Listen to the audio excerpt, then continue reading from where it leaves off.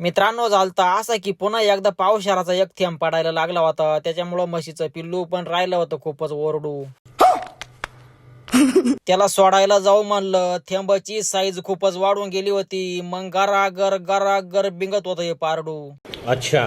अचानक येणाऱ्या बेमोसमी पावसामुळं आपला शेतकरी पण राहिलाय संकटात भरडू. क्या बात कर रहे? माझं पण खूपच थोबड जोडल्यामुळं मी झाडाखाली उभं राहिलो होतो. वर ढग पण राहिले खूपच घासा खरडू. ये बात है. पाहता पाहता संध्याकाळ झाली होती. आपल्याला एक ठिकाणी हळदीला जायचं होतं. नवरदेव बोलले, पाऊस का बरं राहिला एवढा चिरडू. नवरदेव झाल्याबद्दल तुमचे हार्दिक अभिनंदन. आता हळदीला थांबायचं होतं, पण आम्हाला दुसरी घाला दे ना. हो चालेल. येऊ संध्याकाळी नाचायला. हो ना चालेल. चालेल. हो येऊ का मग? हो या येऊ उद्या लग्नाला. उद्या लग्नाला या. चालेल धन्यवाद. धन्यवाद आल्याबद्दल धन्यवाद. आणि मग काय, दुसऱ्या दिवशी बारा माटा चष्मा लावून आणि एकदम चिकन दाढी करून निघालो होतो आम्ही करायला राडा. आज रस्त्याला पण कोणाचाच पता नव्हता. काबर केला लोकांना काय माहिती खाडा. अरे कहना क्या चाहते हो? तिथं जाऊन पाहतो तर डायरेक्ट गेट वरच जाऊन उभा होता बरं का पोरांनो नवरदेव भाऊंचा घोडा. ठीक है.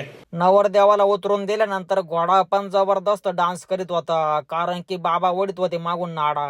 समझ गया. लाल कलरची बांगडी लागल्यानंतर घोडा डायरेक्ट झाला होता 2 पायावर खडा. क्या बात है सर? मग न टाइम करता गेट मध्ये आला बर का पोरांनो नवरदेव नवरीचा जोडा. त्यांची आता खतरनाक अशी स्टेज कडे एंट्री होत होती. मग त्यांच्यासाठी टाकला होता फुलांचा सडा.